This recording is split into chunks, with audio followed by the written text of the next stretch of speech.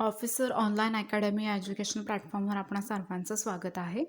वनरक्षक भरतीमधील पुढील part video क्रमांक 4 आपण या ठिकाणी बघणार आहोत. या आधीचे पार्ट्स जर तुम्ही बघितले नसतील तर ते प्लेलिस्टमध्ये जाऊन तुम्ही मागचे जे 3 पार्ट्स आहेत तर तिथे बघून घ्या.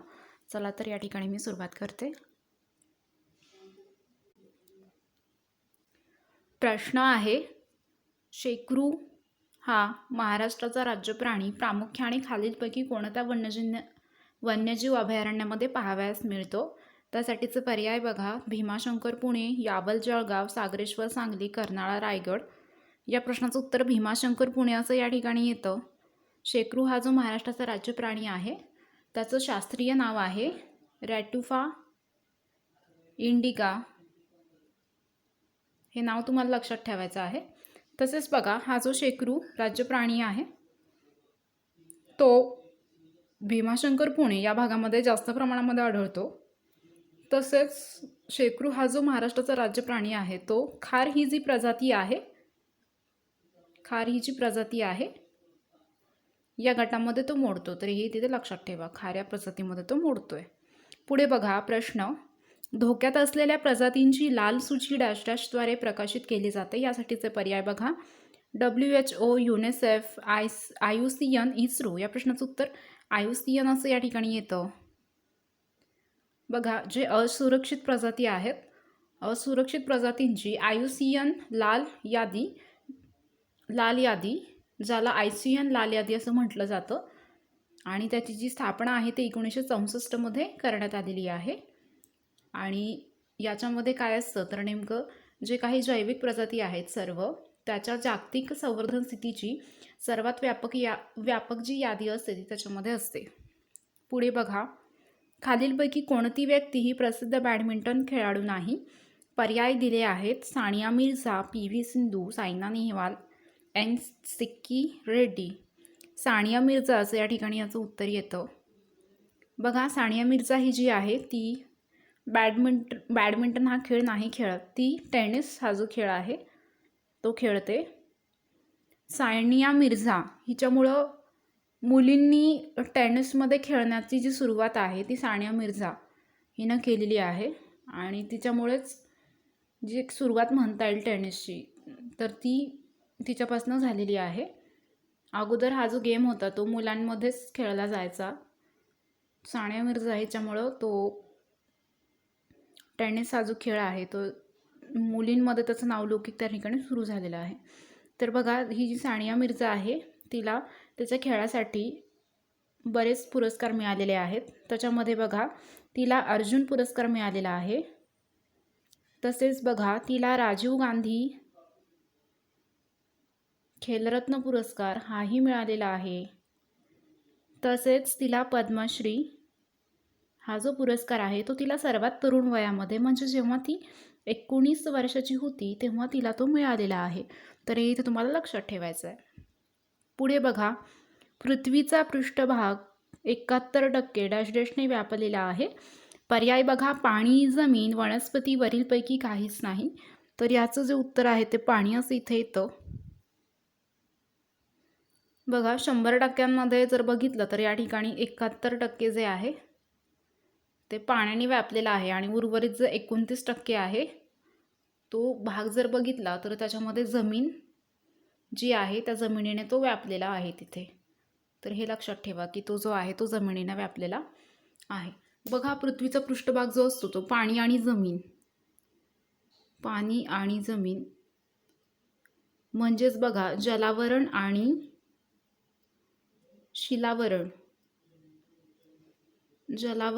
शिलावरण यांनी बनलेला आहे आणि त्याच्यामध्ये 29% जमीन येत आहे आणि 71% जे आहे ते पाणी येतं आहे.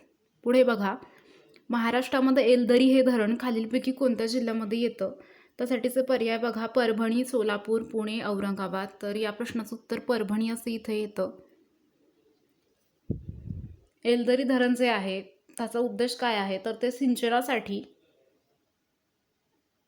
सिंचनासाठी आणि जलविद्युत जे आहे त्यासाठी त्याचा जो आहे एक प्रकारे त्याचा उद्देश त्यासाठी ते काम करत त्या कामासाठी त्याचा वापर करण्यात आलेला आहे, ते बांधण्यात आलेला आहे.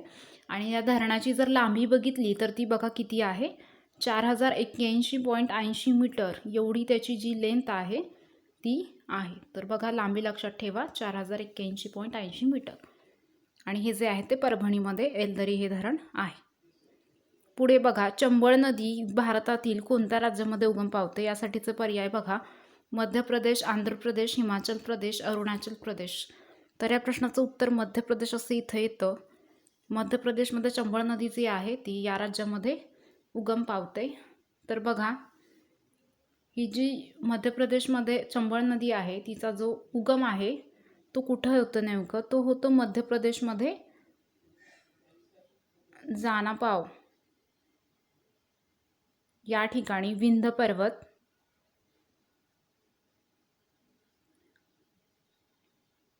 या ठिकाणी तिचा उगम होतो. तिची जर लांबी बघितली तर ती आहे 960 किलोमीटर एवढी ही तिची लांबी आहे. तसेच बघा, चंबळ नदी जी आहे ती यमुना जी नदी आहे तिची उपनदी आहे, यमुनेची उपनदी, हे लक्षात ठेवा. तसेच बघा, जर बघितलं तर बागरी, शिप्रा, चांबला, सिवाना, ब्राह्मणी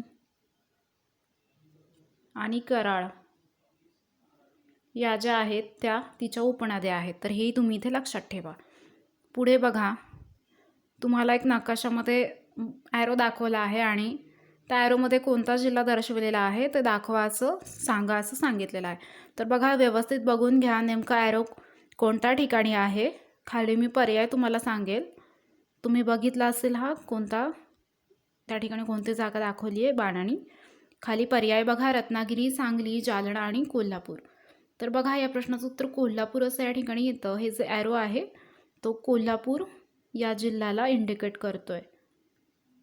बघा, कोल्हापूर जे आहे हा जो जिल्हा आहे तो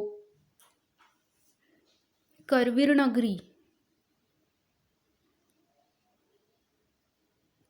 नगरी तसेच दक्षिण काशी या नावाने ओळखला जातो. करवीर नगरी आणि दक्षिण काशी या नावाने हा ओळखला जातो. आणि जर प्रशासकीयदृष्ट्या बघितलं तर कोल्हापूर हा जो जिल्हा आहे तो पुणे हा जो प्रशासकीय विभाग आहे त्याच्यामध्ये त्याची समावेश त्या ठिकाणी होतोय. पुणे या प्रशासकीय विभागामध्ये कोल्हापूरचा जो जिल्हा आहे तो पुणे या प्रशासकीय विभागामध्ये येतोय. पुढे बघा, घुमर हे लोकप्रिय लोकनृत्य भारताच्या कोणत्या राज्यामध्ये येतं? त्यासाठीचे पर्याय बघा, हरियाणा, पंजाब, उत्तर प्रदेश, राजस्थान. तर बघा, पर्यायामध्ये जर बघितलं तर पर्याय डी राजस्थान हे या ठिकाणी याचं उत्तर येतं. घुमर जे आहे ते राजस्थानचं लोकप्रिय लोकनृत्य आहे. या नृत्यामध्ये काय असतं बघा, तर याच्यामध्ये स्त्रिया ज्या असतात, हा जो नृत्य आहे ते फक्त स्त्रियासाठीचं असतं. त्या नृत्यामध्ये फक्त स्त्रिया भाग घेत असतात आणि याच्यामध्ये स्त्रिया ज्या आहेत ते एका विशिष्ट शैलीमध्ये त्यांनी लेहंगे घातलेले असतात आणि त्या लेहंग्यांचा घेर करून त्या ठिकाणी नृत्य करतात आणि त्या नृत्यालाच घुमर नृत्य असं नाव देण्यात आलेलं आहे. आणि हा प्रसिद्ध जो नृत्य प्रकार आहे तो राजस्थानमध्ये असतो. तर लक्षात ठेवा. पुढे बघा, भारताच्या पहिल्या महिला मुख्यमंत्री कोण होता? त्यासाठीचं पर्याय बघा, सुचिता कृपलाणी, राबडी देवी, रेणुका चौधरी, अमृत कौर. तर या ठिकाणी सुचिता कृपलाणी पर्याय ए याचं ठिकाणी उत्तर येत आहे, ज्या भारताच्या पहिल्या महिला मुख्यमंत्री राहिलेल्या आहेत. तर बघा, उत्तर प्रदेश हे जे राज्य आहे त्या राज्याच्या त्या पहिल्या महिला मुख्यमंत्री म्हणून त्यांनी त्यांचं जे काम आहे ते बघितलेलं आहे. त्यांचा जो कालावधी होता तो काय होता, तर तो बघा काय होता, 1963 ते 1967 असं त्यांचा कालावधी राहिलेला आहे आणि त्या 2 वेळा खासदार म्हणून निवडून आलेले आहेत. तर हे इथे तुम्हाला लक्षात ठेवायचं आहे. पुढे बघा, भारतातील मुख्य माहिती आयुक्त आणि माहिती आयुक्ताची नियुक्ती समितीचे अध्यक्ष कोण असतात? भारताचे मुख्य न्यायाधीश, पंतप्रधान, गृहमंत्री, राष्ट्रपती. पर्याय बी पंतप्रधानाचं या ठिकाणी याचं उत्तर येतं. तर बघा, भारतातील जे मुख्य आयुक्त आणि आयुक्तांची जी नियुक्ती असते त्या समितीचा अध्यक्ष पंतप्रधान हे असतात. बघा, मुख्य माहिती आयुक्त हा कशासाठी नेमण्यात आला, तर बघा, माहिती अधिकार जो आहे, जो की कायदा माहिती अधिकाराचा, जो की 2005 ह्याच्यापासून लागू करण्यात आलेला आहे. आणि आत्ता सध्या जर आपण बघितलं तर महाराष्ट्राचे जर मुख्य माहिती आयुक्त जे आहेत ते सध्या आहेत सुमित मलिक.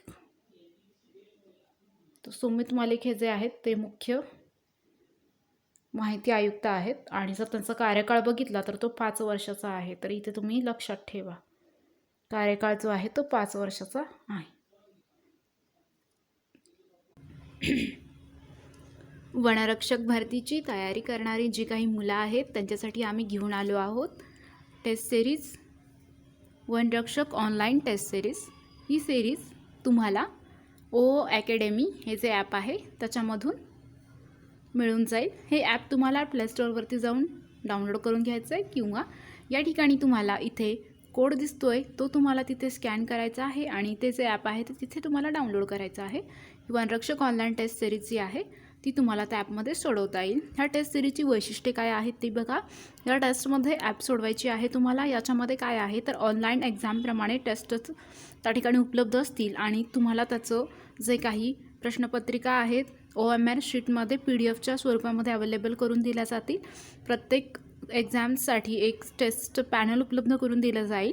तसेच प्रत्येक जी उत्तरपत्रिका आहे तिच्यामध्ये विश्लेषण पण त्या ठिकाणी तुम्हाला मिळून जाईल आणि वर्षभर ही जी प्रश्नपत्रिका आहेत तर तुम्हाला ऑनलाईन टेस्ट वर्षभर त्या ठिकाणी अवेलेबल असतील, उपलब्ध असतील. तुम्ही कितीही वेळा ऑनलाईन या टेस्ट त्या ठिकाणी सोडवू शकता. अशी प्रकारे या टेस्टची ही वैशिष्ट्ये आहेत. बघा, आत्ताच तुम्ही बघत असाल UPSCची एक्झाम झालेली आहे. MPSCची एक्झामचे हॉल तिकीट्स आलेले आहेत. राज्यसेवेचा पेपर आता होणार आहे.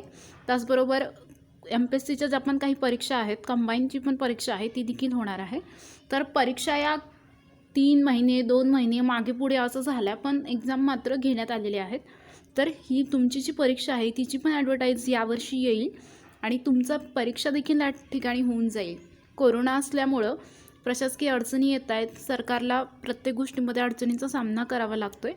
त्याच्यामुळे कमी जास्त कालावधी जरी झाला तरी तुमच्या पेपरची ॲड पण येईल आणि तुमचे पेपर देखील त्या ठिकाणी होतील. कदाचित कालावधी हा 2 महिने 3 महिने असा असू शकतो, पण तुमचा पेपर आणि तुमची जी काही ॲडव्हर्टाईज आहे ती नक्कीच या ठिकाणी येईल. तर मुलांनी निगेटिव्ह असा विचार करू नये की पेपर होणारच नाही आणि आता व्हॅकन्सीजच नाही येणार. असा निगेटिव्ह विचार करून तुम्ही तुमचा त्याचा अभ्यासावर त्याचा परिणाम होऊ देऊ नका.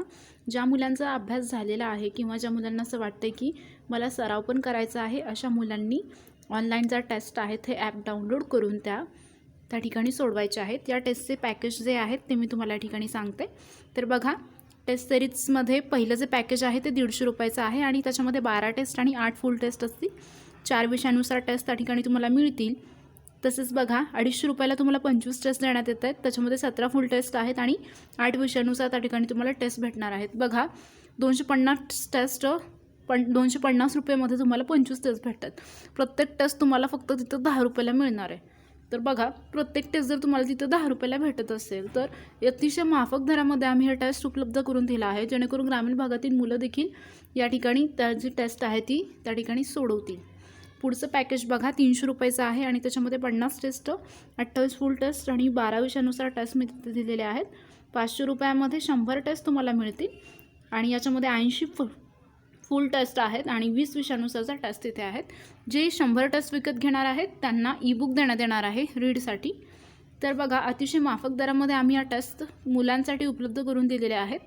ज्यांना कुणाला या टेस्ट घ्यायच्या असतील त्यांनी Google Pay किंवा फोनपे पेमेंट सिस्टीममध्ये जाऊन त्या ठिकाणी पे करून या टेस्ट विकत घ्यायच्यात. सर्वात आधी तुम्हाला OOAcademy हा जो ॲप आहे तर डाउनलोड करा किंवा इथे मी स्कॅन करायचा आहे तो कोड, त्याच्यावरूनही तुम्ही तिथे डाउनलोड करून घेऊ शकताय.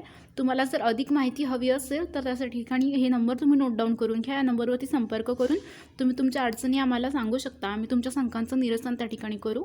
मनामध्ये असं निगेटिव्ह विचार आणू नका की ॲडव्हर्टाईज येणार नाही आणि नाही येणार, असं नाही तसं नाही. तुम्ही बघत असाल की स्पर्धा खूप आहे. तुम्ही आत्तापासून जरी अभ्यास केला, पेपर 3 महिन्यांनी होऊ द्या, नाहीतर 4 महिन्यांनी किंवा 6 महिन्यानंतर, स्पर्धा ही तितकीच असणार आहे. इनफॅक्ट स्पर्धा जी आहे ती नंतर पुढच्या वर्षी देखील किंवा एक्झाम एंडिंगला या वर्षाच्या एंडिंगला अजून एक्झाम वाढणार आहे. तर स्पर्धेमध्ये जी काही स्पर्धा आहे ती तर वाढतच जाणार आहे ना. मग तीच मुलं यात पास होतील ज्यांचा सराव सर्वात जास्त असेल, आणि जी मुलं त्या परीक्षेसाठी पात्र असतील तीच मुलं त्यामध्ये सिलेक्ट होतील.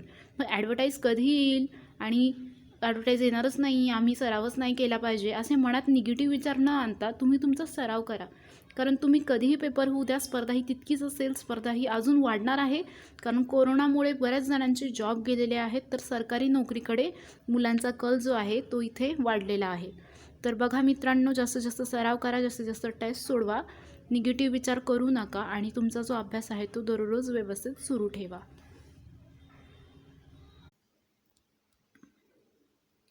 कोणतीही परीक्षा पास करण्याकरता आपला सराव हा जो आहे तो अतिशय महत्त्वाचा आपल्याला त्या ठिकाणी असतो. तर त्याच्यासाठीच जी मुलं वनरक्षक भरतीची तयारी करत आहेत त्यांच्यासाठी जो काही सराव आहे, जे प्रश्न त्यांना सोडवायचे आहेत, त्याच्यासाठी एक ॲप आहे OO academy app, that is officers online academy. तर या ॲपमध्ये तुम्हाला जे पेपर आहेत ते काही पेपर तुम्हाला फ्री सोडवण्यात येतील, तर काही पेपर तुम्ही पेड करून त्या ठिकाणी सॉल्व करू शकताय. हे जे ॲप आहे तुम्हाला प्ले स्टोअरवर जाऊन डाउनलोड करायचं आहे. याच्यामध्ये मोफत ऑनलाईन टेस्ट आहेत, व्हिडिओ लेक्चर्स, लाईव्ह क्लासेस, सर्व काही तुम्हाला तिथे मिळून जाईल. तसेच तुम्हाला वनरक्षक भरतीशी रिलेटेड जे काही पेपर्स असतील ते पण तुम्हाला त्या ठिकाणी सोडवण्यात येतील. प्ले स्टोअरला जाऊन तुम्ही OA असं त्या ठिकाणी सर्च केलं तर तुम्हाला ते ॲप मिळून जाईल. तर तुम्हाला तिथे डाउनलोड करून घ्यायचं आहे.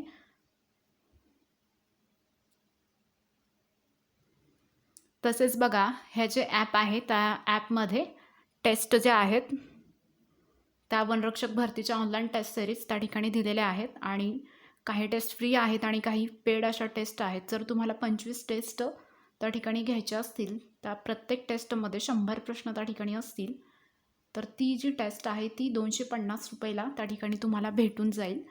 25 टेस्ट या 250 रुपयाला म्हणजे 250 रुपयाला मिळणार आहेत. म्हणजे प्रत्येकी जर एक टेस्ट बघितली तर तुम्हाला एक टेस्ट ही 10 रुपयाला त्या ठिकाणी भेटणार आहे. तर खूप कमी आणि खूप स्वस्त आणि माफक दरामध्ये आम्ही ह्या टेस्ट ठेवलेल्या आहेत.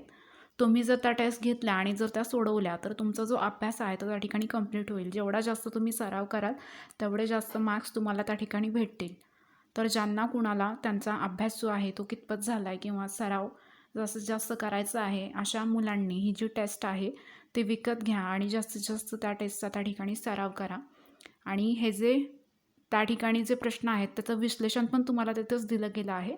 विश्लेषण दिल्यामुळं काय होईल की जेव्हा एखादा नवीन प्रश्न तयार होत असतो किंवा एखाद्या वेळेस रिलेटेड क्वेश्चन्स तिथे येतो, तेव्हा आपलं जे आन्सर आहे ते आपल्याला त्या ठिकाणी लगेच क्लिक करता येतं. म्हणून आम्ही त्या ठिकाणी विश्लेषण देखील तिथं दिलेलं आहे आणि त्याची PDF फाईल पण आम्ही त्या ठिकाणी तुम्हाला दिलेली आहे. जर तुम्हाला टेस्टच्या ॲपबद्दल किंवा टेस्टबद्दल काही मनात शंका असतील तर त्या विचारण्यासाठी आम्ही खाली संपर्क क्रमांक पण दिलेला आहे. तर तो तुम्ही त्या ठिकाणी नोट डाऊन करून घ्या, 9403 57 28 14. तर या नंबरवरती तुम्ही संपर्क साधून तुमच्या जर काही शंका असतील तर त्या ठिकाणी विचारू शकता. तुमच्या शंकांचं निरसन त्या ठिकाणी केलं जाईल. तर जास्तीत जास्त मुलांनी टेस्ट विकत घ्या आणि तुमचा जो अभ्यास आहे, जो सराव आहे तो त्या ठिकाणी कंप्लीट करून घ्या.